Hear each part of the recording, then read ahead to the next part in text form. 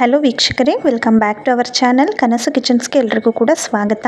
ನಾನಿವತ್ತು ನಿಮಗೆ ಗಣೇಶ ಹಬ್ಬದ ಪ್ರಯುಕ್ತ ಮಾಡುವಂತಹ 5 ನೈವೇದ್ಯಗಳನ್ನು ಸಿಂಪಲ್ಲಾಗಿ ಹೇಗೆ ಮಾಡೋದು ಅಂತ ತೋರಿಸ್ತಾ ಇದ್ದೀನಿ. ನಾನು ಫಸ್ಟ್ ನಿಮಗೆ ಇಲ್ಲಿ ತೋರಿಸ್ತಿರುವಂತಹ ರೆಸಿಪಿ ಬಂದು ಬೂಂದಿ ಲಾಡು. ಬೂಂದಿ ಲಾಡು ಗಣೇಶನಿಗೆ ಪ್ರಿಯ ಅಲ್ವಾ, ಹಾಗಾಗಿ ಬೂಂದಿ ಲಾಡು ಹೇಗೆ ಮಾಡೋದು ಅಂತ ನೋಡೋಣ ಬನ್ನಿ. 2 ಬೌಲಷ್ಟು ಕಡಲೆ ಹಿಟ್ಟನ್ನು ಹಾಕ್ಕೊಂಡಿದ್ದೀನಿ. ಈ 2 ಬೌಲ್ ಕಡಲೆ ಹಿಟ್ಟಿಗೆ 2 ಬೌಲಷ್ಟು ಸಮ ಪ್ರಮಾಣದಲ್ಲೇ ನೀವು ನೀರನ್ನು ಹಾಕೋಬೇಕಾಗುತ್ತೆ.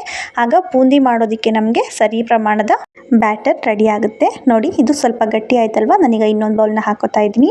ಕರೆಕ್ಟಾಗಿ 2 ಬೌಲ್ ಕಡಲೆ ಹಿಟ್ಟಿಗೆ 2 ಬೌಲಷ್ಟು ನೀವು ನೀರನ್ನು ಸೇರಿಸ್ಕೋಬೇಕು.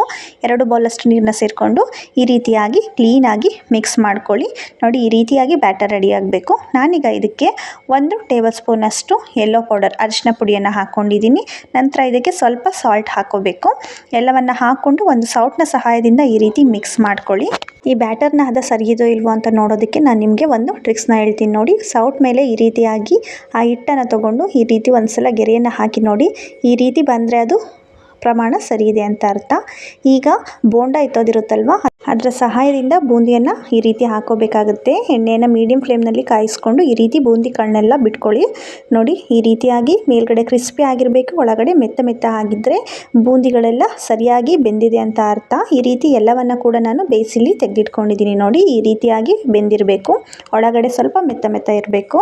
ನಂತರ ಇದರಲ್ಲಿ ನಾನು ಸ್ವಲ್ಪ ಬೂಂದಿ ಕಾಳುಗಳನ್ನ ಈ ರೀತಿ ದಪ್ಪ ದಪ್ಪವಾಗಿ ಬಿದ್ದಿರುತ್ತಲ್ವ ಸ್ವಲ್ಪ, ಆ ಎಲ್ಲವನ್ನು ಹಾಕ್ಕೊಂಡು ಒಂದು ಮಿಕ್ಸರ್ ಜಾರ್ನಲ್ಲಿ ಕ್ಲೀನಾಗಿ ಗ್ರೈಂಡ್ ಮಾಡ್ಕೋತೀನಿ. ಸ್ವಲ್ಪ ತರಿಯಾಗಿ ಸ್ವಲ್ಪ ಬೂಂದಿ ಕಾಳುಗಳನ್ನು ಕೂಡ ಹಾಕ್ಕೊಂಡು ಸ್ವಲ್ಪ ಪುಡಿ ಮಾಡ್ಕೊಳ್ಳಿ. ನಾನು ಯಾವ ರೀತಿ ಅಂತ ತೋರಿಸ್ತೀನಿ ನೋಡಿ. ಈ ರೀತಿಯಾಗಿ ಪುಡಿ ಮಾಡ್ಕೊಳ್ಳಿ. ನಂತರ ನಾನೀಗ ಇದಕ್ಕೆ ಪಾಕವನ್ನು ರೆಡಿ ಮಾಡ್ಕೋತಾ ಇದ್ದೀನಿ. ಒಂದು ಬಾಣಲಿಗೆ 2 ಬೌಲಷ್ಟು ಇಲ್ಲಿ ಸಕ್ಕರೆಯನ್ನು ಹಾಕೋತಾ ಇದ್ದೀನಿ. ನಾವು ಏನು 2 ಬೌಲಷ್ಟು ಕಡಲೆ ಹಿಟ್ಟು 2 ಬೌಲ್ ನೀರನ್ನ ಹಾಕ್ಕೊಂಡು ಬ್ಯಾಟರ್ನ ರೆಡಿ ಮಾಡ್ಕೊಂಡಿದ್ವಿ. ಇಲ್ಲಿ 2 ಬೌಲಷ್ಟು ಸಕ್ಕರೆ ಮತ್ತು 1 ಬೌಲಷ್ಟು ನೀರನ್ನು ಹಾಕ್ಕೊಂಡಿದ್ದೀನಿ. ಒಂದೇ ಬೌಲಲ್ಲಿ ನಾನು ಅಳತೆಯನ್ನು ತೊಗೊಂಡಿದ್ದೀನಿ. ನೋಡಿ, ಈ ರೀತಿ ಇದು ಒಂದೇಳೆ ಪಾಕ ಬರಲಿ. ಅಷ್ಟರಲ್ಲಿ ನಾನೀಗ ಡ್ರೈ ಫ್ರೂಟ್ಸ್ನೆಲ್ಲ ಫ್ರೈ ಮಾಡ್ಕೋತೀನಿ. ಬಾದಾಮಿ, ಗೋಡಂಬಿ ಮತ್ತು ದ್ರಾಕ್ಷಿಯನ್ನು ತೊಗೊಂಡಿದ್ದೀನಿ. ಇದನ್ನು ತುಪ್ಪದಲ್ಲಿ ಹುರ್ಕೋಬೇಕಾಗುತ್ತೆ. ನೋಡಿ, ಈ ರೀತಿ ಎಲ್ಲವನ್ನು ಹುರಿದು ರೆಡಿ ಮಾಡಿ ಇಟ್ಕೊಂಡಿದ್ದೀನಿ. ನಂತರ ಪಾಕ ರೆಡಿಯಾಗಿದೆ. ಒಂದೇಳೆ ಪಾಕ ಬರಬೇಕು. ಒಂದೇಳೆ ಪಾಕ ಬಂದ ನಂತರ ಇದಕ್ಕೆ ಸ್ವಲ್ಪ ಏಲಕ್ಕಿ ಪೌಡರ್ನ ಹಾಕ್ಕೊಂಡು ನಾವೇನು ಬೂಂದಿ ಕಾಳುಗಳನ್ನ ಮಾಡ್ಕೊಂಡಿದ್ವಿ ಅಲ್ವಾ, ಅದನ್ನು ಹಾಕೋಬೇಕಾಗುತ್ತೆ. ಇದಕ್ಕೆ ಒಂದು 3 ಲವಂಗವನ್ನು ಕೂಡ ನಾನು ಸೇರಿಸ್ಕೊಂಡಿದ್ದೀನಿ. ಲವಂಗ ಕೂಡ ಎಕ್ಸ್ಟ್ರಾ ಫ್ಲೇವರ್ ಕೊಡುತ್ತೆ ಬೂಂದಿಗೆ, ಹಾಗಾಗಿ ಲವಂಗ ಕೂಡ ಹಾಕ್ಕೊಂಡು ಈ ರೀತಿ ಡ್ರೈ ಫ್ರೂಟ್ಸ್ನೆಲ್ಲ ಫ್ರೈ ಮಾಡಿ ಇಟ್ಕೊಂಡಿದ್ದೆ ಅಲ್ವಾ, ಅದನ್ನು ಕೂಡ ಹಾಕ್ಕೊಂಡು ಕ್ಲೀನಾಗಿ ಮಿಕ್ಸ್ ಮಾಡ್ಕೊತಾ ಇದ್ದೀನಿ. ನಂತರ ಈಗ ನಾವು ರುಬ್ಬಿಟ್ಕೊಂಡಿದ್ವಿ ಅಲ್ವಾ ಬೂಂದಿ ಕಾಳುಗಳನ್ನು, ಆ ಪೌಡರ್ನು ಕೂಡ ಇದಕ್ಕೆ ಸೇರಿಸ್ಕೊತಾ ಇದ್ದೀನಿ. ಎಲ್ಲವನ್ನು ಹಾಕಿ ಕ್ಲೀನಾಗಿ ಮಿಕ್ಸ್ ಮಾಡಿಕೊಂಡು ನೀವು ಇದನ್ನು ಈಗ ಒಂದು 5 ರಿಂದ 10 ನಿಮಿಷ ತಣ್ಣಗಾಗೋದಕ್ಕೆ ಬಿಡಬೇಕಾಗುತ್ತೆ. ಒಂದು 5 ರಿಂದ 10 ನಿಮಿಷ ಪೂರ್ತಿ ತಣ್ಣಗಾದ್ಮೇಲೆ ಇದು ಬೂಂದಿ ಪೂರ್ತಿ ನಾವು ಲಾಡು ಕಟ್ಟೋದಕ್ಕೆ ಸರಿಯಾದ ಹದ ಪ್ರಮಾಣ ಸರಿಯಾಗಿರುತ್ತೆ. ನಾನು ನಿಮಗೆ ತೋರಿಸ್ತೀನಿ ನೋಡಿ. ಒಂದು 5 ರಿಂದ 10 ನಿಮಿಷ ಆದಮೇಲೆ ಇದನ್ನು ಗ್ಯಾಸ್ ಸ್ಟವ್ ಆಫ್ ಮಾಡ್ಕೊಂಡು ಇಳಿಸಿ ಒಂದು 5 ರಿಂದ 10 ನಿಮಿಷ ಬಿಟ್ಟ ಮೇಲೆ ನೋಡಿ, ಈ ರೀತಿಯಾಗಿ ಪೂರ್ತಿ ಪಾಕವನ್ನೆಲ್ಲ ಬೂಂದಿ ಕಾಳುಗಳು ಕ್ಲೀನಾಗಿ ಹೀರ್ಕೊಂಡಿರುತ್ತೆ. ಈಗ ಕ್ಲೀನಾಗಿ ಒಂದೊಂದೇ ಲಾಡುಗಳನ್ನ ನೀವು ಕಟ್ಕೋಬೋದು. ಕಟ್ಟೋದಕ್ಕೆ ಕರೆಕ್ಟಾಗಿ ಪ್ರಮಾಣದಲ್ಲಿ ಇದು ಸಿಗುತ್ತೆ. ನಿಮ್ಗೇನಾದರೂ ತೀರಾ ತೆಳು ಅನಿಸಿದರೆ ಇನ್ನು ಸ್ವಲ್ಪ ಬೂಂದಿ ಕಾಳುಗಳನ್ನು ಮಾಡಿಕೊಂಡು ಪೌಡ್ರ್ ಮಾಡಿ ಹಾಕ್ಕೊಂಡ್ರೆ ಸರಿಯಾಗುತ್ತೆ. ನೋಡಿ, ಈಗ ಈ ರೀತಿಯಾಗಿ ಒಂದೊಂದೇ ಬೂಂದಿ ಲಾಡುಗಳನ್ನ ಮಾಡಿ ತೆಗೆದಿಟ್ಕೋತಾ ಇದ್ದೀನಿ.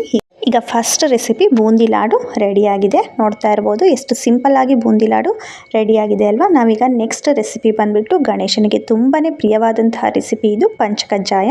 ಹೇಗೆ ಮಾಡೋದು ಅಂತ ನೋಡೋಣ ಬನ್ನಿ. ಇದಕ್ಕೆ ಬೇಕಾಗಿರುವಂಥ ಇಂಗ್ರೀಡಿಯೆಂಟ್ಸು ಕಡಲೆ, ಒಣಕೊಬ್ಬರಿ, ಎಳ್ಳು, ಬಿಳಿ ಎಳ್ಳು, ಸಕ್ಕರೆ, ಗಟ್ಟಿ ಅವಲಕ್ಕಿ ಮತ್ತು ಸ್ವಲ್ಪ ಏಲಕ್ಕಿ ಬೇಕಾಗುತ್ತೆ. ಫಸ್ಟ್ ನಾನೀಗ ಇಲ್ಲಿ ಒಂದು ಬಾಣಲಿಯಲ್ಲಿ ಎಲ್ಲವನ್ನು ಹುರ್ಕೋತಾ ಇದ್ದೀನಿ.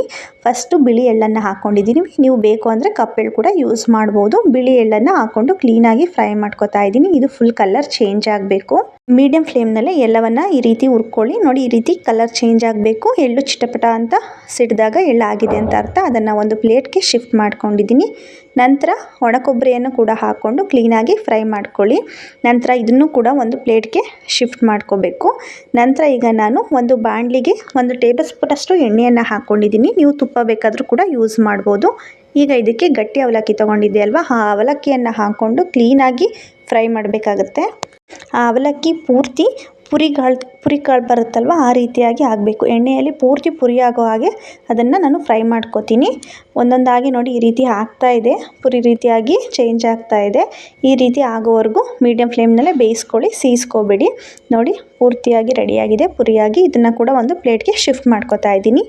ನಂತರ ಈಗ ಒಂದು ಮಿಕ್ಸರ್ ಜಾರ್ಗೆ ಕಡಲೆಯನ್ನು ಹಾಕ್ಕೊಂಡು ತರಿಯಾಗಿ ಮಿಕ್ಸಿ ಮಾಡ್ಕೋಬೇಕಾಗುತ್ತೆ. ನೋಡಿ ಈ ರೀತಿಯಾಗಿ ತರಿಯಾಗಿ ರುಬ್ಕೊಂಡಿದ ನಂತರ ಅದೇ ಮಿಕ್ಸರ್ ಜಾರ್ಗೆ ಈಗ ಸಕ್ಕರೆಯನ್ನು ಹಾಕ್ಕೊಂಡು ಕೂಡ ರುಬ್ಕೋತಾ ಇದ್ದೀನಿ. ಅದಕ್ಕೆ ಸ್ವಲ್ಪ ಏಲಕ್ಕಿಯನ್ನು ಮಿಕ್ಸ್ ಮಾಡಿದ್ದೀನಿ. ಏಲಕ್ಕಿಯನ್ನು ಹಾಕ್ಕೊಂಡು ತರಿಯಾಗಿ ಮಿಕ್ಸ್ ಮಾಡ್ಕೊಳ್ಳಿ. ನಂತರ ಈಗ ಅದಕ್ಕೆ ನಾವೇನು ಹುರಿದಿಟ್ಕೊಂಡಿದ್ವಿ ಅಲ್ವಾ, ಅದರಲ್ಲಿ ಎಲ್ಲವನ್ನು ಕೂಡ ಒಂದೊಂದು ಟೇಬಲ್ ಸ್ಪೂನಷ್ಟು ಬಿಟ್ಟು ಮಿಕ್ಕಿದ್ದೆಲ್ಲವನ್ನು ಇದಕ್ಕೆ ಹಾಕ್ಕೊಂಡು ಗ್ರೈಂಡ್ ಮಾಡ್ಕೋಬೇಕಾಗುತ್ತೆ. ಎಲ್ಲವನ್ನು ಈ ರೀತಿ ತರಿಯಾಗಿ ಗ್ರೈಂಡ್ ಮಾಡ್ಕೊಳ್ಳಿ. ಅದನ್ನು ಕೂಡ ಒಂದು ಮಿಕ್ಸಿಂಗ್ ಬೌಲ್ಗೆ ಹಾಕ್ಕೊಳ್ಳಿ. ನಂತರ ನಾವೇನು ಉಳಿಸ್ಕೊಂಡಿದ್ದೆ ಅಲ್ವಾ ಒಂದೊಂದು ಟೇಬಲ್ ಸ್ಪೂನಷ್ಟು ಅದನ್ನು ಹಾಕ್ಕೊಂಡು ಅದಕ್ಕೆ ಸ್ವಲ್ಪ ಸಕ್ಕರೆಯನ್ನು ಹಾಕ್ಕೊಂಡು ಕ್ಲೀನಾಗಿ ಮಿಕ್ಸ್ ಮಾಡಿದರೆ ಗಣೇಶನಿಗೆ ತುಂಬಾ ಪ್ರಿಯವಾದಂತಹ ಪಂಚಕಜ್ಜಾಯ ರೆಸಿಪಿ ಕೂಡ ರೆಡಿಯಾಗಿದೆ. ಈ ಪಂಚಕಜ್ಜಾಯ ರೆಸಿಪಿ ಗಣೇಶನಿಗೆ ಅತ್ಯಂತ ಪ್ರಿಯವಾದಂತಹ ನೈವೇದ್ಯ ಅಂತ ಹೇಳ್ತಾರೆ. ಮಿಸ್ ಮಾಡದೆ ಈ ನೈವೇದ್ಯವನ್ನು ಗಣೇಶನಿಗೆ ನೈವೇದ್ಯ ಮಾಡಿ ನಂತರ ರವೆ ಉಂಡೆಯನ್ನು ಹೇಗೆ ಮಾಡೋದು ಅಂತ ತೋರಿಸ್ತಾ ಇದ್ದೀನಿ. ಇದನ್ನು ಕೂಡ ನಾನು ನೈವೇದ್ಯಕ್ಕೆ ಅಂತಲೇ ಮಾಡಿ ತೋರಿಸ್ತಾ ಇದ್ದೀನಿ. ತುಂಬಾ ಬೇಗ ಮಾಡ್ಬೋದು. ಸಿಂಪಲ್ಲಾಗಿ ಹೇಗೆ ಮಾಡೋದು ಅಂತ ತೋರಿಸ್ತೀನಿ ಬನ್ನಿ. ಫಸ್ಟ್ ನಾನೀಗ ಇಲ್ಲಿ ಒಂದು ಟೇಬಲ್ ಸ್ಪೂನಷ್ಟು ತುಪ್ಪವನ್ನು ಹಾಕ್ಕೊಂಡು ಅದಕ್ಕೆ ಡ್ರೈ ಫ್ರೂಟ್ಸ್ನ ಹಾಕ್ಕೊಂಡು ರೋಸ್ಟ್ ಮಾಡ್ಕೊತಾ ಇದ್ದೀನಿ. ದ್ರಾಕ್ಷಿ, ಗೋಡಂಬಿ ಮತ್ತು ಬಾದಾಮಿಯನ್ನು ಹಾಕ್ಕೊಂಡು ಕ್ಲೀನಾಗಿ ಈ ರೀತಿ ತುಪ್ಪದಲ್ಲಿ ಹುರ್ಕೋತಾ ಇದ್ದೀನಿ. ಹುರ್ಕೊಂಡು ತೆಗೆದಿಟ್ಕೊಬಿಡಿ. ಈಗ ಅದೇ ಕಡಾಯಿಗೆ ಇನ್ನೊಂದು ಟೇಬಲ್ ಸ್ಪೂನಷ್ಟು ತುಪ್ಪವನ್ನು ಹಾಕ್ಕೊಂಡು ಉಪ್ಪಿಟ್ಟು ರವೆ, ನಾವೇನು ಉಪ್ಪಿಟ್ಟು ಮಾಡೋದಕ್ಕೆ ಯೂಸ್ ಮಾಡ್ತೀವಿ ಅಲ್ವಾ, ಅದೇ ರವೆಯನ್ನು ಹಾಕ್ಕೊಂಡು 5 ರಿಂದ 10 ನಿಮಿಷ ಇದನ್ನು ಕ್ಲೀನಾಗಿ ಹುರ್ಕೋಬೇಕಾಗುತ್ತೆ. ನೀವು ರವೆಯನ್ನು ಕ್ಲೀನಾಗಿ ಹುರಿದಷ್ಟು ರವೆ ಉಂಡೆ ತುಂಬಾ ಚೆನ್ನಾಗಿ ಬರುತ್ತೆ. ನೋಡಿ ಈ ರೀತಿಯಾಗಿ ಎಲ್ಲವನ್ನು ಕೂಡ ಕ್ಲೀನಾಗಿ ಹುರ್ಕೋಬೇಕು. ಮರಳಾಗಿ ಇದು ಕಾಣಬೇಕು. ಆಗ ರವೆ ಕರೆಕ್ಟಾಗಿ ಹುರ್ಕೊಂಡಾಗಿದೆ ಅಂತ ಅರ್ಥ. ಒಂದು ಸಲ ಕೈಯಲ್ಲಿ ನೀವು ಬೇಕಾದರೆ ಮುಟ್ಟಿ ನೋಡ್ಬೋದು. ಸರಿಯಾಗಿರುತ್ತೆ, ಕ್ರಿಸ್ಪಿಯಾಗಿ ರೆಡಿಯಾಗಿದೆ. ನಂತರ ಈಗ ಇದಕ್ಕೆ ಸ್ವಲ್ಪ ಒಣಕೊಬ್ಬರಿಯನ್ನು ಹಾಕ್ಕೊಂಡು ಒಂದು ಬಾಣಲಿಯಲ್ಲಿ ಸುಮ್ಮನೆ ಹಾಗೆ ಬೆಚ್ಚಗೆ ಹುರ್ಕೋತಾ ಇದ್ದೀನಿ. ನಂತರ ಆ ಹುರ್ಕೊಂಡಿರುವಂತಹ ಒಣಕೊಬ್ಬರಿಯನ್ನು ರವೆಗೆ ಮಿಕ್ಸ್ ಮಾಡ್ಕೋಬೇಕು. ಈಗ ಇದಕ್ಕೆ ನಾವು ರೋಸ್ಟ್ ಮಾಡಿ ತೆಗೆದಿಟ್ಟಿದ್ದಂತಹ ಡ್ರೈ ಫ್ರೂಟ್ಸನ್ನು ಕೂಡ ಹಾಕ್ಕೊಂಡಿದ್ದೀನಿ. ನಂತರ ಏಲಕ್ಕಿ ಪೌಡರು ಮತ್ತು ಇದಕ್ಕೆ ಶುಗರ್ನ ಆ್ಯಡ್ ಮಾಡಬೇಕು. ಎಷ್ಟು ಬೇಕಷ್ಟು ನೋಡಿಕೊಂಡು ಶುಗರನ್ನು ನಿಮ್ಮ ಸಿಹಿಗೆ ತಕ್ಕಂತೆ ಹಾಕ್ಕೊಳ್ಳಿ. ನಾನೀಗ ಸಕ್ಕರೆನ ಆ್ಯಡ್ ಮಾಡ್ತಾ ಇದ್ದೀನಿ. ಸ್ವಲ್ಪ ಇದು ಸಣ್ಣ ಸಕ್ಕರೆ. ನೀವೇನಾದರೂ ದಪ್ಪ ಸಕ್ಕರೆ ಯೂಸ್ ಮಾಡೋರು ಒಂದು ಸಲ ಮಿಕ್ಸರ್ ಜಾರ್ಗೆ ಹಾಕ್ಕೊಂಡು ಆಫ್ ಮತ್ತು ಆನ್ ಮಾಡಿಕೊಂಡು ಗ್ರೈಂಡ್ ಮಾಡಿಕೊಂಡು ಇದಕ್ಕೆ ಹಾಕ್ಕೊಳ್ಳಿ, ಚೆನ್ನಾಗಿರುತ್ತೆ. ನೋಡಿ ಈಗ ಎಲ್ಲವನ್ನು ಕೂಡ ಕ್ಲೀನಾಗಿ ಒಂದು ಸಲ ಡ್ರೈ ಮಿಕ್ಸ್ ಮಾಡ್ಕೊಳ್ಳಿ. ಈ ರೀತಿ ಮಿಕ್ಸ್ ಮಾಡಿದ ನಂತರ ಇದಕ್ಕೆ ಹಾಲಲ್ಲಿ ನಾವು ಉಂಡೆಯನ್ನು ಕಟ್ಕೋಬೇಕಾಗುತ್ತೆ. ರವೆ ಉಂಡೆಯನ್ನು ನಾನಿಷ್ಟು ರವೆಗೆ 1/4 ಕಪ್ಪಷ್ಟು 1/4 ಲೋಟದಷ್ಟು ಹಾಲನ್ನ ಹಾಕ್ಕೊಂಡಿದ್ದೀನಿ. ನಾನು ಏನು ಲೋಟ ತೊಗೊಂಡಿದ್ದೀನಿ ನೋಡಿ, ಸಣ್ಣ ಲೋಟ ಇದು. ಇದರಲ್ಲಿ 1/4 ಹಾಲು ಬೇಕಾಗುತ್ತೆ. ನೀರಲ್ಲಿ ಕಲಿಸ್ಕೊಂಡ್ರೆ ಇದು ಟೇಸ್ಟ್ ಚೆನ್ನಾಗಿರಲ್ಲ, ಹಾಲನ್ನೇ ಹಾಕಬೇಕು. ನೋಡಿ ಈ ರೀತಿಯಾಗಿ ಎಲ್ಲವನ್ನು ಕೂಡ ಒಂದು ಸಲ ಮಿಕ್ಸ್ ಮಾಡ್ಕೊಳ್ಳಿ. ನಾನು ಒಂದೇ ಲೋಟ ಹಾಲು ಹಾಕಿ ತೋರಿಸ್ತಾ ಇರೋದು ನೋಡಿ, ಇದರಲ್ಲಿ ಸರಿಯಾಗಲ್ಲ, ಒಡ್ಕೊಬಿಡುತ್ತೆ ರವೆ ಉಂಡೆ. ಹಾಗಾಗಿ 1/4 ಕಪ್ಪಷ್ಟು ಪುನಃ ನಾನು ಹಾಲನ್ನ ಆ್ಯಡ್ ಮಾಡ್ತಾಯಿದ್ದೀನಿ. ಇಷ್ಟು ಹಾಲನ್ನ ಹಾಕ್ಕೊಂಡು ಕ್ಲೀನಾಗಿ ಒಂದು ಸಲ ಮಿಕ್ಸ್ ಮಾಡಿಕೊಂಡು ಉಂಡೆ ಕಟ್ ನೋಡಿ ಕ್ಲೀನಾಗಿ ಬರುತ್ತೆ. ನಾನು ತೋರಿಸ್ತೀನಿ ನೋಡಿ ನಿಮಗೆ.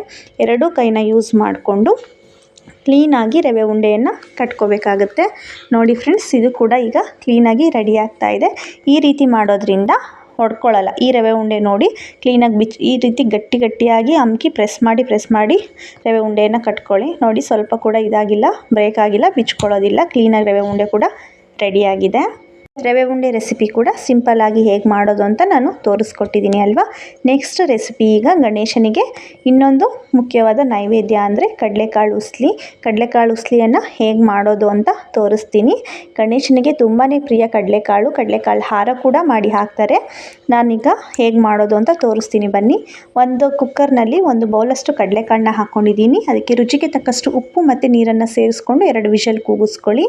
ಈಗ ಕಡಾಯಿಗೆ ಸ್ವಲ್ಪ ಎಣ್ಣೆ, ಸಾಸಿವೆ, ಕಡಲೆಬೇಳೆಯನ್ನು ಹಾಕ್ಕೊಂಡಿದ್ದೀನಿ. ಕಡಲೆಬೇಳೆ ಸ್ವಲ್ಪ ಫ್ರೈ ಆದಮೇಲೆ ಅದಕ್ಕೆ ಕರಿಬೇವು, ಹಸಿರು ಮೆಣಸಿನ್ಕಾಯಿ, ಹಳದಿ ಪೌಡರು, ಸ್ವಲ್ಪ ರುಚಿಗೆ ತಕ್ಕಷ್ಟು ಉಪ್ಪನ್ನು ಹಾಕ್ಕೊಂಡು ಒಂದು ಸಲ ಮಿಕ್ಸ್ ಮಾಡಿ ಬೇಯಿಸಿಟ್ಕೊಂಡಿದ್ದಂತಹ ಕಡಲೆಕಾಳನ್ನು ಹಾಕ್ಕೊಂಡು ಕ್ಲೀನಾಗಿ ಈ ರೀತಿ ಫ್ರೈ ಮಾಡ್ಕೊಳ್ಳಿ. ಕ್ಲೀನಾಗಿ ಫ್ರೈ ಆದ ನಂತರ ಇದಕ್ಕೆ ಹಸಿ ತೆಂಗಿನ ತುರಿಯನ್ನು ಹಾಕೋತಾ ಇದ್ದೀನಿ. ಹಸಿ ತೆಂಗಿನ ತುರಿಯನ್ನು ಹಾಕ್ಕೊಂಡು ಅದ್ರ ಜೊತೆಗೆ ಸ್ವಲ್ಪ ಕೊತ್ತಂಬರಿ ಸೊಪ್ಪನ್ನು ಕೂಡ ಆ್ಯಡ್ ಮಾಡ್ತಾ ಇದ್ದೀನಿ. ಕೊತ್ತಂಬರಿ ಸೊಪ್ಪನ್ನು ಹಾಕ್ಕೊಂಡಿದ ನಂತರ ಒಂದು 2 ರಿಂದ 3 ನಿಮಿಷ ಇದನ್ನು ಕ್ಲೀನಾಗಿ ಫ್ರೈ ಮಾಡ್ಕೊಳ್ಳಿ. ತೆಂಗಿನ ತುರಿ ಹಾಕಿದ ತಕ್ಷಣ ಗ್ಯಾಸ್ ಆಫ್ ಮಾಡಬಾರ್ದು. ಹಾಗಾಗಿ ಈ ರೀತಿ ಎಲ್ಲವನ್ನು ಹಾಕ್ಕೊಂಡು ಒಂದು 2 ರಿಂದ 3 ನಿಮಿಷ ಇದನ್ನು ಫ್ರೈ ಮಾಡಿದರೆ ಗಣೇಶನಿಗೆ ಪ್ರಿಯವಾದಂತಹ ಕಡಲೆಕಾಳು ಉಸ್ಲಿ ಕೂಡ ರೆಡಿ ಆಯಿತು. ಈಗ ನೆಕ್ಸ್ಟ್ ರೆಸಿಪಿ ಬಂದು ಮೋದಕದ ಮೋಲ್ಡ್ ಬಳಸಿದ್ದೇನೆ. ಮೋದಕವನ್ನು ಹೇಗೆ ಮಾಡೋದು ಅಂತ ತೋರಿಸ್ತೀನಿ. ಸಿಹಿ ಕಡುಬು ಅಂತ ಹೇಳ್ತಾರಲ್ವ, ಅದನ್ನು ಹೇಗೆ ಮಾಡೋದು ಅಂತ ನೋಡೋಣ ಬನ್ನಿ. ಒಂದು ಅಚ್ಚು ಬೆಲ್ಲಕ್ಕೆ ಸ್ವಲ್ಪ ನೀರನ್ನ ಹಾಕ್ಕೊಂಡು ಬೆಲ್ಲವನ್ನು ಕರಗಿಸ್ಕೊತಾ ಇದ್ದೀನಿ. ಈ ಕಡೆ ಒಂದು ಮಿಕ್ಸರ್ ಜಾರ್ಗೆ ಕಡಲೆ, ಬಾದಾಮಿ, ಗೋಡಂಬಿ ಮತ್ತು ಸ್ವಲ್ಪ ಏಲಕ್ಕಿಯನ್ನು ಹಾಕ್ಕೊಂಡು ಕ್ಲೀನಾಗಿ ಗ್ರೈಂಡ್ ಮಾಡ್ಕೊಳ್ಳಿ. ತೀರಾ ಪುಡಿನೂ ಬೇಡ, ತೀರಾ ಸ್ಮೂತು ಬೇಡ, ಮೀಡಿಯಮ್ ಆಗಿ ಈ ರೀತಿ ಮಾಡ್ಕೊಂಡಿದ್ದೀನಿ. ನೆಕ್ಸ್ಟ್ ನೋಡಿ, ಬೆಲ್ಲ ಎಲ್ಲ ಪೂರ್ತಿ ಕರಗಿದೆ, ಪಾಕ ತಕ್ಕೊಂಡಿಲ್ಲ, ಇದನ್ನು ಜಸ್ಟ್ ಕರಗಿಸ್ಕೊಂಡಿರೋದು. ಈಗ ನೆಕ್ಸ್ಟ್ ಇದನ್ನು ಕ್ಲೀನಾಗಿ ಶೋಧಿಸ್ಕೊಂಡು ಸ್ವಲ್ಪ ಅದು ಬಬಲ್ಸ್ ಬರೋ ಹಾಗೆ ಕುದಿಸ್ಕೊಳ್ಳಿ. ತೀರಾ ಪಾಕ ಬರೋದು ಬೇಡ, ಈ ರೀತಿ ಬಬಲ್ಸ್ ಬಂದರೆ ಸಾಕು. ಈ ಬಬಲ್ಸ್ ಬಂದಂಥ ಟೈಮಲ್ಲಿ ಹಸಿ ತೆಂಗಿನ ತುರಿಯನ್ನು 1 ಬೌಲಷ್ಟು ಹಾಕೋತಾ ಇದ್ದೀನಿ. 1 ಬೌಲಷ್ಟು ಹಸಿ ತೆಂಗಿನ ತುರಿಯನ್ನು ಹಾಕ್ಕೊಂಡು ಕ್ಲೀನಾಗಿ ಇದನ್ನು ಈ ರೀತಿ ಮಿಕ್ಸ್ ಮಾಡಿಕೊಂಡು ಬೇಯಿಸ್ಕೊಳ್ಳಿ. ಇದು ಸ್ವಲ್ಪ ಗಟ್ಟಿ ಆಗ್ತಾ ಬರುತ್ತೆ.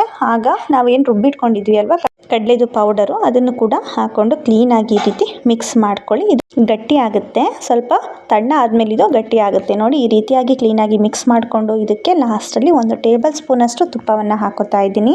ತುಪ್ಪ ಹಾಕ್ಕೊಂಡಿದ್ದ ನಂತರ 1-2 ನಿಮಿಷ ಹಾಗೆ ಫ್ರೈ ಮಾಡಿ ಗ್ಯಾಸ್ನ ಆಫ್ ಮಾಡಿ ಇದನ್ನು ತೆಗೆದಿಟ್ಕೊಳ್ಳಿ. ನಂತರ ನಾನೀಗ ಇದಕ್ಕೆ ಹೂರಣ ರೆಡಿಯಾಗಿದೆ. ಈಗ ಕಣಕ ಮಾಡ್ಕೋಬೇಕಲ್ವಾ ಮೋದಕಕ್ಕೆ. ನಾನೀಗ ಇಲ್ಲಿ 2 ಬೌಲಷ್ಟು ನೀರನ್ನ ಹಾಕ್ಕೊಂಡಿದ್ದೀನಿ. ಅದಕ್ಕೆ ಸ್ವಲ್ಪ 1 ಟೇಬಲ್ ಸ್ಪೂನಷ್ಟು ತುಪ್ಪ ಮತ್ತು ಸ್ವಲ್ಪ ಉಪ್ಪನ್ನು ಸೇರಿಸ್ಕೋಬೇಕು. ಉಪ್ಪನ್ನು ಸೇರಿಸ್ಕೊಂಡು ಸ್ವಲ್ಪ ಅಕ್ಕಿ ಹಿಟ್ಟನ್ನು ಈ ರೀತಿ ಮೇಲ್ಗಡೆ ಉದುರಿಸ್ಕೊಳ್ಳಿ ನೀರಿಗೆ. ನೀರು ಸ್ವಲ್ಪ ಕುದಿ ಹತ್ತಿದ ನಂತರ 1 ಬೌಲಷ್ಟು ನಾನು ಅಕ್ಕಿ ಹಿಟ್ಟನ್ನು ತೊಗೊಂಡಿದ್ದೀನಿ. ರೊಟ್ಟಿ ಮಾಡೋದಕ್ಕೆ ಯೂಸ್ ಮಾಡ್ತೀವಲ್ವ, ಅದೇ ಅಕ್ಕಿ ಹಿಟ್ಟು ಇದು. ಅಕ್ಕಿ ಹಿಟ್ಟನ್ನು ಹಾಕ್ಕೊಂಡು ಸ್ವಲ್ಪ ಅದು ನೀರೆಲ್ಲ ನೋಡಿ ಕುದೀತಾ ಈಗ ಮೇಲೆ ಬರಬೇಕು. ನಾವೇನು ಮುದ್ದೆ ಮಾಡುವಾಗ ಏನು ಪ್ರೊಸೀಜರ್ ಮಾಡ್ತೀವಲ್ವ ಅದೇ ರೀತಿಯಾಗಿ ಕ್ಲೀನಾಗಿ ಮುದ್ದೆ ಥರ ಇದನ್ನು ಈ ರೀತಿ ಮಿಕ್ಸ್ ಮಾಡಿಕೊಂಡು ಕಟ್ಕೋಬೇಕಾಗುತ್ತೆ. ಕ್ಲೀನಾಗಿ ಬೇಯಿಸ್ಕೊಳ್ಳಿ ಇದನ್ನು. ಅದು ಸ್ವಲ್ಪ ಕೂಡ ಗಂಟು ಬರೋದಿಲ್ಲ ಅಕ್ಕಿ ಹಿಟ್ಟು. ಈಗ ಆಲ್ಮೋಸ್ಟ್ ಇದಾಗಿದೆ. ನಾನು ಇದನ್ನು ಒಂದು ಪ್ಲೇಟ್ಗೆ ಶಿಫ್ಟ್ ಮಾಡಿಕೊಂಡು ಕ್ಲೀನಾಗಿ ನಾದ್ಕೋತೀನಿ. ನೋಡಿ, ಇದೀಗ ಆಲ್ಮೋಸ್ಟ್ ರೆಡಿಯಾಗಿದೆ. ಒಂದು ಪ್ಲೇಟ್ನಲ್ಲಿ ನಾನು ಈ ರೀತಿ ನಾದ್ಕೋತಾ ಇದ್ದೀನಿ. ಕೈಗೆ ಅಂಟೋದಿಲ್ಲ, ಇದು ಸ್ವಲ್ಪ ಕೂಡ ಅಷ್ಟು ಕ್ಲೀನಾಗಿ ರೆಡಿಯಾಗಿರುತ್ತೆ. ಈಗ ಕ್ಲೀನಾಗಿ ನಾದ್ಕೊಂಡಿದ್ದ ನಂತರ ಕಣಕ ರೆಡಿಯಾಗಿದೆ. ಹೂರಣ ಕೂಡ ನೋಡಿ ತಣ್ಣಗಾದ್ಮೇಲೆ ಯಾವ ರೀತಿ ಆಗಿರುತ್ತೆ ನೋಡಿ, ಈ ರೀತಿ ಗಟ್ಟಿಯಾಗಿರುತ್ತೆ. ನಂತರ ಈಗ ಒಂದು ಬೌಲ್ನ ಸಹಾಯದಿಂದ ನಾನು ಮೋದಕವನ್ನು ಹೇಗೆ ಮಾಡ್ಕೊಳ್ಳೋದು ಅಂತ ತೋರಿಸ್ತಾ ಇದ್ದೀನಿ. ಆ ರೀತಿ ಒಂದು ಬಟ್ಲಿಗೆ ಸ್ವಲ್ಪ ತುಪ್ಪವನ್ನು ಹಾಕ್ಕೊಂಡು ನಾವೇನು ಕಣಕ ರೆಡಿ ಮಾಡಿ ಇಟ್ಕೊಂಡಿದ್ವಿ ಅಲ್ವಾ, ಈ ರೀತಿ ಬಾಲ್ ಥರ ಉಂಡೆಯನ್ನು ಮಾಡಿಕೊಂಡು ನಿಧಾನವಾಗಿ ಈ ರೀತಿ ಬಟ್ಲಲ್ಲಿ ಪ್ರೆಸ್ ಮಾಡ್ತಾ ಬನ್ನಿ. ಈ ರೀತಿ ಪ್ರೆಸ್ ಮಾಡ್ತಾ ಬಂದರೆ ಒಂದು ಬೌಲಿನ ಶೇಪಲ್ಲಿ ನಮಗೆ ಸಿಗುತ್ತೆ ನೋಡಿ. ಈ ರೀತಿ ಆದಮೇಲೆ ಕೈನಲ್ಲಿ ಈ ರೀತಿ ನಿಧಾನವಾಗಿ ಪ್ರೆಸ್ ಮಾಡ್ತಾ ಒಂದು ಬೌಲಿನ ಶೇಪ್ಗೆ ಈ ಹಿಟ್ಟನ್ನು ತಗೋಬೇಕು. ಈ ರೀತಿ ಆದ ನಂತರ ಮಧ್ಯದಲ್ಲಿ ಸ್ವಲ್ಪ ಹೂರಣವನ್ನು ಇಟ್ಟು ಈ ರೀತಿ ಶೇಪ್ನಲ್ಲಿ ಎಲ್ಲವನ್ನು ಕ್ಲೋಸ್ ಮಾಡಿ, ಇದಕ್ಕೆ ನೀವು ಮೋದಕದ ಶೇಪ್ ಬೇಕು, ಡಿಸೈನ್ ಬೇಕು ಅಂತ ಅಂದರೆ 1 ಸ್ಪೂನ್ನ ಸಹಾಯದಿಂದ ಈ ರೀತಿ ಡಿಸೈನ್ ಮಾಡಿಕೊಂಡ್ರೆ ಸಾಕು. ಮೋದಕ ನೋಡಿ ಎಷ್ಟು ಚೆನ್ನಾಗಿ ಕಾಣಿಸ್ತಿದೆ. ನಮಗೆ ಮೋಲ್ಡ್ ಬಳಸದೆ ಹೇಗೆ ಸಿಂಪಲ್ಲಾಗಿ ಮೋದಕ ಮಾಡೋದು ಅಂತ ನೋಡಿದ್ವಿ ಅಲ್ವಾ. ಇದೇ ರೀತಿ ನಾನು ಸ್ವಲ್ಪ ಮೋದಕಗಳನ್ನ ರೆಡಿ ಮಾಡ್ಕೋತೀನಿ. ನಂತರ ನಾನು ಕರ್ಜಿಕಾಯ್ದು ಮೋಲ್ಡ್ ಬರುತ್ತಲ್ವ, ಅದರಲ್ಲಿ ಸಿಹಿ ಕಡುಬನ್ನು ಕೂಡ ಮಾಡ್ಕೋತಾ ಇದ್ದೀನಿ. ಅದು ಮೋದಕ ಆಯಿತು. ಇದೇ ಬ್ಯಾಟರಲ್ಲಿ ಸಿಹಿ ಕಡುಬನ್ನು ಕೂಡ ಮಾಡ್ಕೊಳ್ಳೋದು. ಈಗ ಕರ್ಜಿಕಾಯ್ದು ಮೋಲ್ಡ್ ಬರುತ್ತಲ್ವ, ಅದಕ್ಕೆ ಈ ಹಿಟ್ಟನ್ನು ಈ ರೀತಿ ಪೂರಿ ಆಕಾರದಲ್ಲಿ ಲಟ್ಟಿಸಿ ಮಧ್ಯದಲ್ಲಿ ಹೂರಣವನ್ನು ಇಟ್ಟು ಜಾಸ್ತಿ ಪ್ರೆಸ್ ಮಾಡಬೇಡಿ. ಜಸ್ಟ್ ಹೀಗೆ ಎಕ್ಸ್ಟ್ರಾಸ್ ಎಲ್ಲ ಬರುತ್ತಲ್ವ ಅದನ್ನ ತಕ್ಕೊಂಡು ಸ್ವಲ್ಪ ದಪ್ಪವಾಗಿ ಇರಬೇಕು, ತೀರಾ ತೆಳು ಮಾಡ್ಕೋಬೇಡಿ. ಈ ರೀತಿಯಾಗಿ ಮಾಡಿಕೊಂಡ್ರೆ ನಿಮಗೆ ಸಿಹಿ ಕಡುಬು ಕೂಡ ರೆಡಿಯಾಗುತ್ತೆ. ನೋಡಿ ಎಷ್ಟು ಚೆನ್ನಾಗಿ ಶೇಪ್ ಬಂದಿದೆ. ಈ ರೀತಿಯಾಗಿ ಎಲ್ಲ ಮೋದಕ ಮತ್ತು ನಾನು ಸಿಹಿ ಕಡುಬುಗಳನ್ನ ರೆಡಿ ಮಾಡಿ ಇಟ್ಕೊಂಡಿದ್ದೀನಿ. ಈ ಮೋದಕಗಳನ್ನ ನಾವು ಒಂದು 5ರಿಂದ 10 ನಿಮಿಷ ಹಬೆಯಲ್ಲಿ ಇಡ್ಲಿ ಪಾತ್ರೆಯಲ್ಲಿ ಬೇಯಿಸ್ಕೊಂಡ್ರೆ ಸಿಹಿಯಾದ ಕಡುಬು ಮತ್ತು ಮೋದಕ ರೆಡಿಯಾಗುತ್ತೆ. ನಾನು ಬೇಯಿಸ್ಕೊಂಡಿದ್ದ ನಂತರ ನಿಮಗೆ ತೋರಿಸ್ತೀನಿ ನೋಡಿ. ಈ ರೀತಿಯಾಗಿ ರೆಡಿಯಾಗಿರಬೇಕು. ನೋಡಿ ಎಷ್ಟು ಸಿಂಪಲ್ಲಾಗಿ ರೆಡಿ ಆಯ್ತಲ್ವಾ. ಯಾರಿಗೆಲ್ಲ ನಾನು ಮಾಡಿರುವಂತಹ ಈ 5 ರೆಸಿಪಿಗಳು ಇಷ್ಟ ಆಗಿದೆಯೋ ಪ್ಲೀಸ್ ಲೈಕ್ ಮಾಡಿ, ಶೇರ್ ಮಾಡಿ, ಹಾಗೆ ನನ್ನ ಚಾನಲನ್ನು ಸಬ್ಸ್ಕ್ರೈಬ್ ಮಾಡ್ಕೊಳ್ಳಿ. Thank you for watching.